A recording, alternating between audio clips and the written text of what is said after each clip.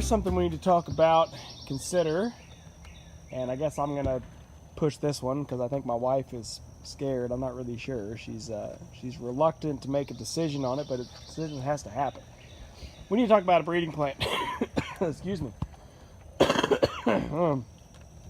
So these are our two boys. The owner of the third one, Carpe, that I think I had showed you guys, finally took him back. So we're left with Jack and Prince.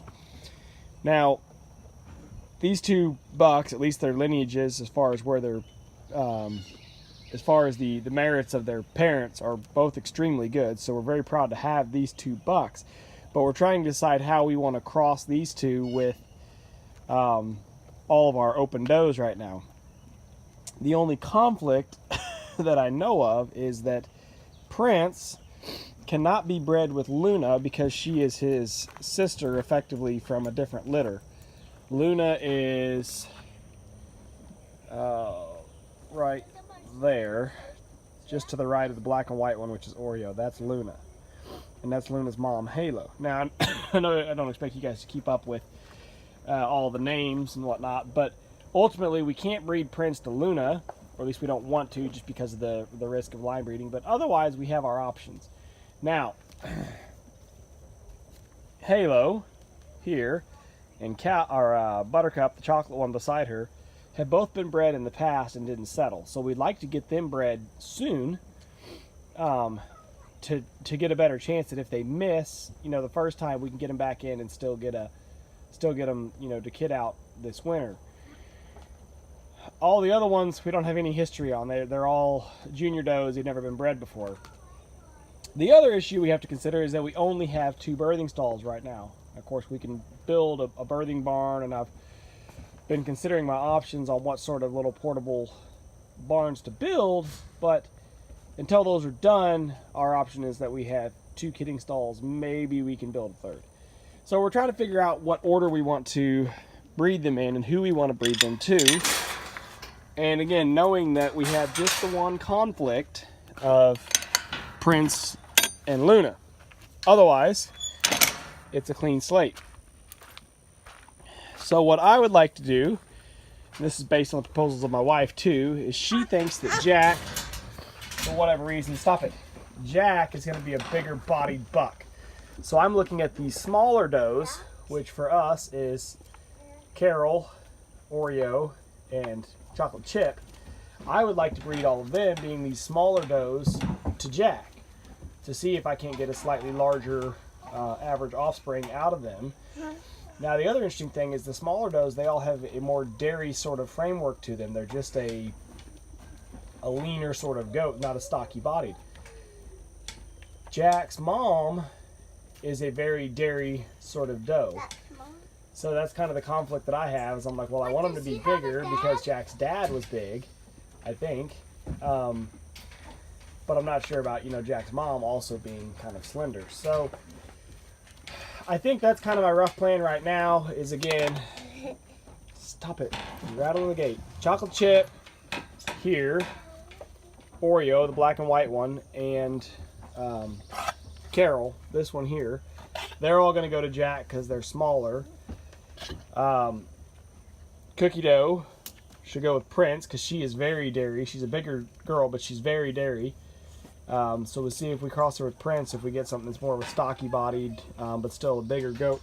I personally like a bigger Nigerian dwarf, the ones that are right on the edge of, almost being too big to qualify as a dwarf.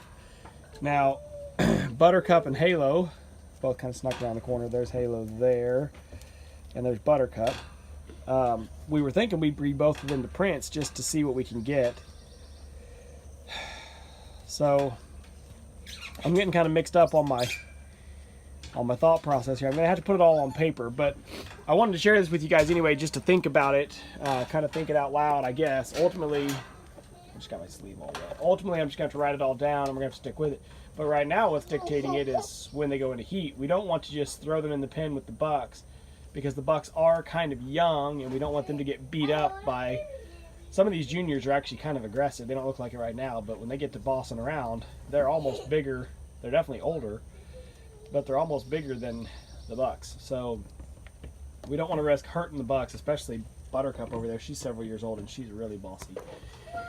So we got to consider that. We really don't want to put them together until we see them in heat, or at least show some signs of heat. But it may very well be that I just start pinning them up together just to see what they do, and if they fight, we'll separate them, and if the does stay in, we'll leave them. Anyway, speaking of breeding and birthing, something I don't think I ever actually mentioned was our baby. Maybe I made a video about this, but I don't think I did. So it's been a while. This is baby Harriet from Mama Callie. I know I made videos about Callie being all swole up in the past. Callie actually birthed twins, and that was just over a month ago, I think. So we had a second little white one. She had twin does, and unfortunately we lost the other one within 48 hours. We lost her to some sort of respiratory failure, we believe. It was just real labor breathing, and we ran her to the vet, and she wouldn't make it. So that sucks, but Harriet's doing pretty good. Harriet's very strong, so we have a lot of hope for her. And she's super friendly and a super good looking little doe. So we're very, very happy to have her. I don't remember who her dad is, but it doesn't really matter. My wife keeps up with all that, not me. But she's a super friendly little goat. She loves the kids. She loves us. She does all the wonderful things that little baby goats should do, like jumping on their mamas. Oh, there it was. So yeah, we're having a lot of fun with that. We're super happy to have her. At this point, we are retaining her to see how she fills out and see if we don't want to keep her around for our own breeding stuff. So anyway, much better story to tell on her than on the very sad story I had to deliver about 6 months ago when we tried to kid Bluebell and unfortunately lost her quintuplets and her. So that was a rough start to lose the whole batch on your first ever kidding attempt. So we're very happy to have gotten healthy twins. It's a shame that we lost one, but she appeared very healthy when she was born anyway. Didn't have any complications. Callie kidded like a champ. Callie's a more senior doe. She's had several litters, so she's getting good at it. She knows what's up, and she knows it's time to get milked. How's that udder doing this morning, Callie? Huh? Good. Oh, yeah. Oh, yeah. We're going to hit it. That is very hairy. Callie milked out over 4 cups yesterday morning, so she gives us a good pull in the morning. Because Harry hasn't eaten very much. She doesn't eat all night long, and she doesn't eat that much in the morning. In the evenings, it's barely even worth milking. But we leave them together all the time at this point. We're not yet starting to wean Harriet off, so she has free range of Callie whenever she wants it.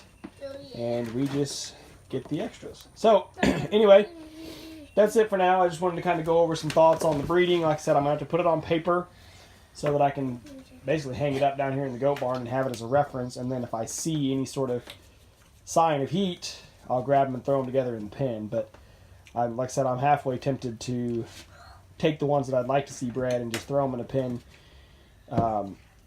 with one of the bucks today just to see how they respond. And if they kick and fight, then we'll split them right back up. But anyway, that's kind of my loose plan for now. But yeah, I'm going to get this goat milked out and play with this baby for a while. And play with these babies for a while. I love having kids help with chores.